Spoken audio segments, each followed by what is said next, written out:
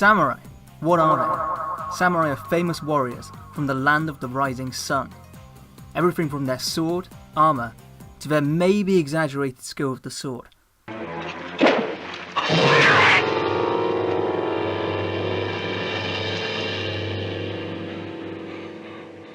Has made us fall in love with the samurai. Sanada Yukimura, Crimson Demon of War. The Crimson Demon was a dangerous samurai who fought in the Siege of Osaka, one of the most famous battles in Japanese history. Sanada was a leading general, defending against the larger Tokugawa shogunate. With only 7,000 men, Sanada managed to force back the invaders over and over again. He launched several counterattacks on the enemy. The castle was kept safe time and time again by Sanada, rushing into battle and taking the Tokugawa shogunate head on. He became an important figure in the siege. However, by the winter siege, they had only half the numbers of the attacking force, and at some point during the battle, Sanada was killed. This destroyed morale on the defending side, and they went on to lose the battle.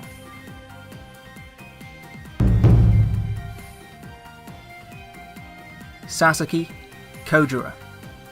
Sasaki Rogiro is a famous Japanese swordsman and considered one of the greatest swordsmen of all time. Legends say he once defeated 3 different opponents at the same time, using nothing but a steel fan. After this victory, he was honoured as the chief weapons master of the Hosokawa fief, north of Kyushu. Rogiro defeated countless opponents, and his techniques became famous all throughout Japan. His favourite technique was the swallow cut, which was feared by even the greatest swordsmen at the time. Although he was such a skilled swordsman, he is most famous for his duel against legendary swordsman Miyamoto Musashi, which he lost.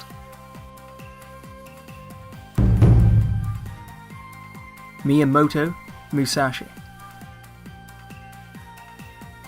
Musashi fought 60 duels and never lost a single one, even taking on legendary swordsmen like Sasaki Rogiro. Musashi was impressive, not only for his skill with the blade, but also for fighting with strategy and intellect. He learnt swordplay from his father from a young age, and fought his first duel at the age of 13. He fought more and more duels throughout his life, and never lost a single one. Musashi defeated many masters, and was granted the title, Unrivaled Under Heaven. Musashi fought his last duel against Sasaki Rogiro, who was known as Demon of the Western Provinces. The duel was arranged to be on an island. Musashi arrived late, on purpose to try and agitate his opponent. When he arrived, he only fought with a wooden sword that he had carved out of an oar on the boat he used to get there. The oar didn't look dangerous, but it had excellent reach, and he managed to kill Rogiro with the wooden sword, and then quickly fled from his vengeful ally. Even though he was fighting with a wooden sword, he still managed to win the duel and kill Rogiro.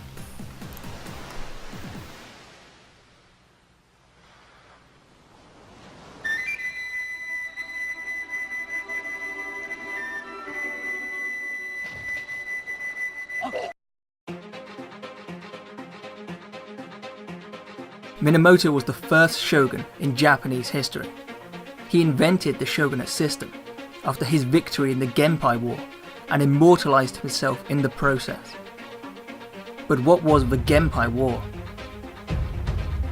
It started when the Minamoto clan responded to a call to arms from Prince Mokuhito to go to war with the Taira clan after they refused to put him on the throne.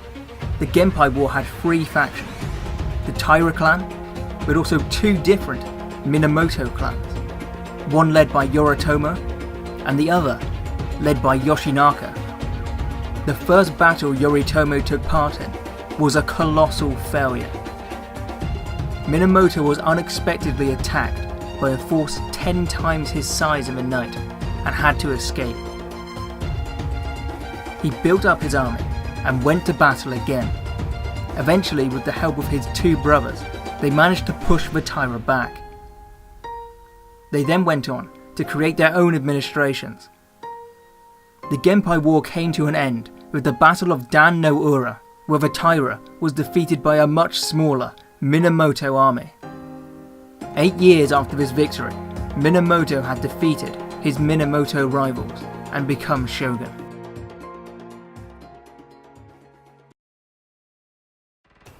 Minamoto No Yoshitsune. Minamoto was a general of the Minamoto clan, a clan from the early Kamakura period in Japan. He was a genius military general and an expert swordsman.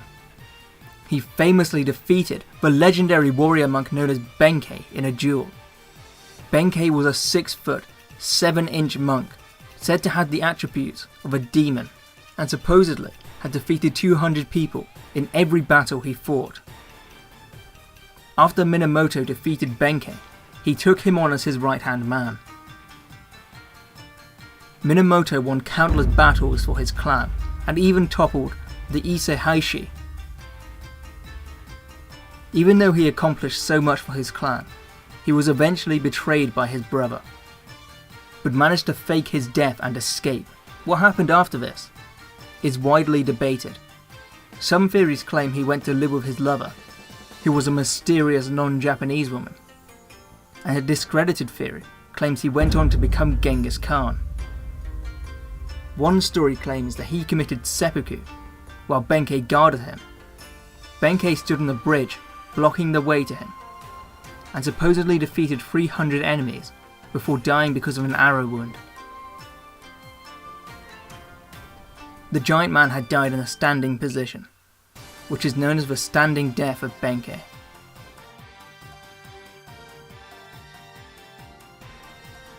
Oda Nobunaga. Oda Nobunaga became the most powerful and feared man of the Sengoku period.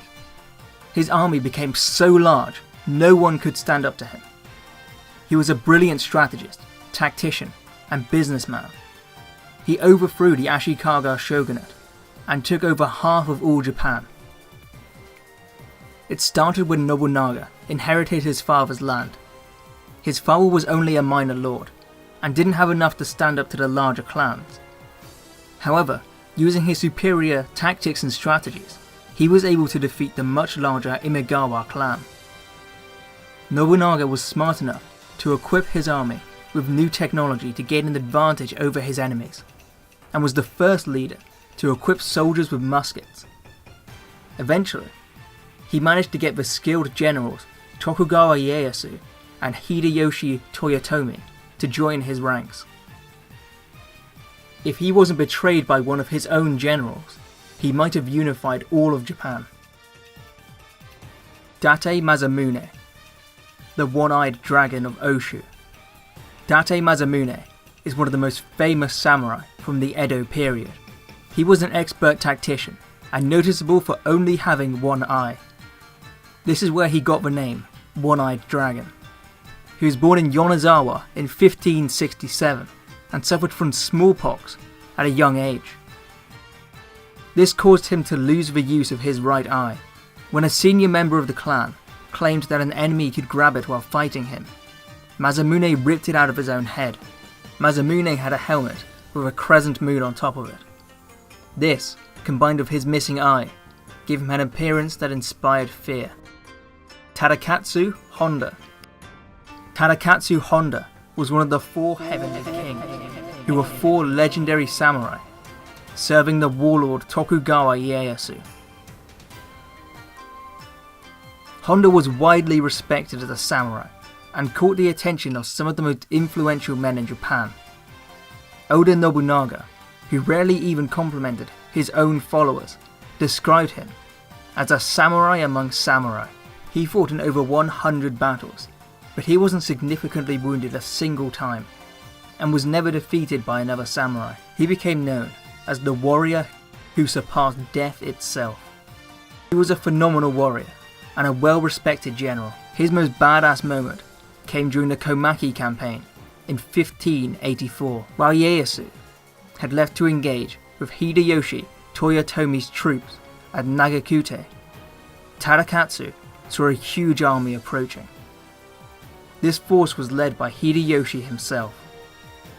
Tadakatsu was outnumbered 60-1. Against impossible odds, Tadakatsu rode out to challenge this huge army from the opposite bank of the Shonai River. Hideyoshi was so awestruck by his bravery that he ordered his men not to attack and said that no harm should come to Tadakatsu or his men. Sukahara Bokuden. Sukahara Bokuden was so good with a sword that he was described as a sword saint. He lived and fought during the early Sengoku period, a period of history where countless legendary samurai were born. He learnt kendo from his father, and then travelled across Japan with a posse of samurai in order to hone his skill with the sword. He learnt from the most skillful and knowledgeable samurai in the world. At the age of 17, he won a fight to the death for the first time. He fought 20 duels in total, and fought in 37 battles, but was only ever injured by arrows, never by a swordsman. In total, he killed 212 people. He was an expert swordsman, but didn't have any patience for ruffians. One such ruffian once asked Bokuden what style of kendo he practiced.